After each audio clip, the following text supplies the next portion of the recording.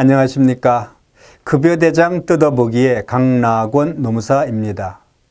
급여대장상 등장하는 것 중에 또 우리가 하나 해결해야 될 항목, 중요한 것 중에 하나가 퇴직급여 제도에 대한 이해죠.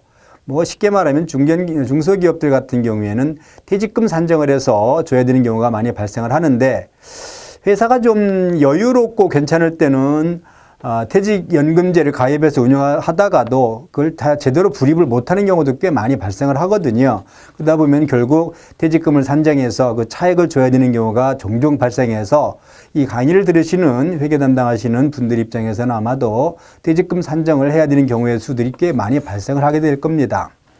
보시는 것처럼 퇴직급여가 공식적인 명칭이고요. 퇴직급여라고 하는 것은 전통적인 퇴직금 제도하고요.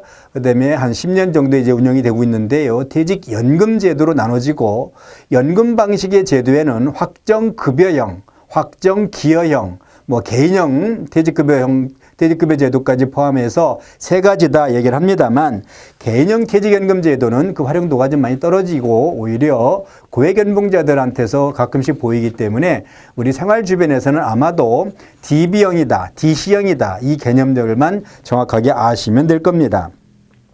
가장 간단하게 말해서 DB형이라고 하는 것은 나중에 이제 우리가 10년, 20년 근속하고 퇴직할 때 퇴직금으로 받을 금액을 미리 예측해서 그걸 안정적으로 연금 형태로 받을 수 있게끔 설계된 형태가 DB형인 것이라서 이것은 근로자들에게 가장 이상적이고 유리한 제도입니다.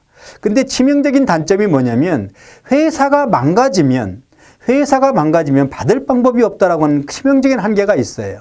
그러다 보니까 중소기업한테는 적절치가 못할 수가 있고요. 주로 공기업이나 대기업들에서 많이 활용되고 있다 이렇게 이해하시면 되겠고요. DC형은 깔끔합니다. 깔끔한 대신에 근로자들에게는 사실은 상대적으로 불리한 제도라고도 볼 수 있습니다. 왜냐하면 3년, 5년씩 가다 보면 급여가 아무래도 오르지요. 그래서 마지막 퇴직할 때 퇴직 전 3개월치 평균임금을 가지고 산출하게 되면 그 이전에 근속한 연수를 곱하게 되면 DB형만큼의 그 금액이 좀 나와야 되는데 그렇게 못 나옵니다. DC형은 1년마다 중간정산에서 아예 그 금액을 금융기관 상품에다 집어넣는 개념이기 때문에 사업주들한테는 깔끔한 제도이지만 근로자들 입장에서는 좀 불리할 수 있는데, 중소기업 입장에서는 이 중소기업의 사업주가 언제 어떻게 또 자금난에 헤맬지 모르기 때문에 그런 경우를 대비했을 땐 또 안정적이라는 측면에서 안정적인 퇴직금을 확보한다는 측면에서 DC형도 그렇게 불리한 제도는 또 아니라고도 볼 수 있습니다. 여하튼 간에 DB형이든 DC형이든 다 무차별적인 것으로 법률로 설계가 돼서 운영하고 있다는 거 기억하시면 되겠고요.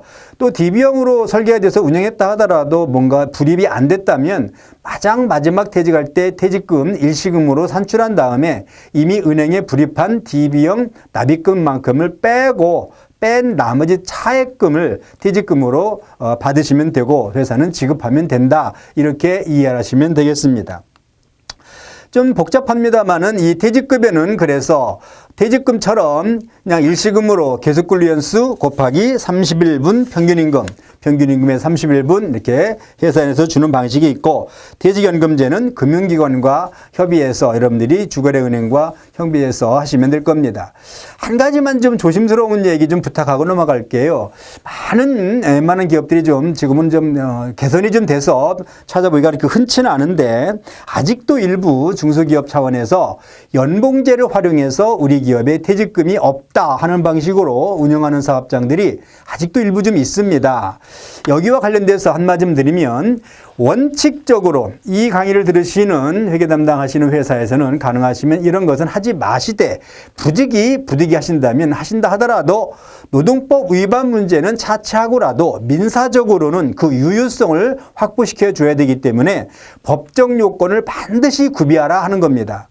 법적 요건은 세 가지지요. 전문가와 상의를 하셔야 되겠습니다만은, 첫째로 그렇게 운영한다라는 약정이 있어야 되고요. 둘째는 매월 또는 1년에 한 번씩 퇴직금을 실제로 지급했다라고 하는 급여대장상의 흔적이나 아니면 통장상의 증거가 있어야 된다는 것이고요. 그리고 1년마다 한 번씩 중간정산 신청서라고 하는 이 세 가지 서류의 합산이 있어야 유효하다 하는 겁니다. 물론 노동법적으로 처벌가 되는 문제는 별개의 문제이기 때문에 그거는 변론으로 하고 말이고요. 그 다음에 퇴직금과 퇴직연금을 이렇게 비교하는 것들을 하나의 표로 뒀는데요. 이건 여러분들이 복습하시면서 이런 정도의 차이가 있구나 하는 걸 알아두시면 유용할 때가 있을 겁니다. 급여대장 뜯어보기의 강락원 노무사였습니다.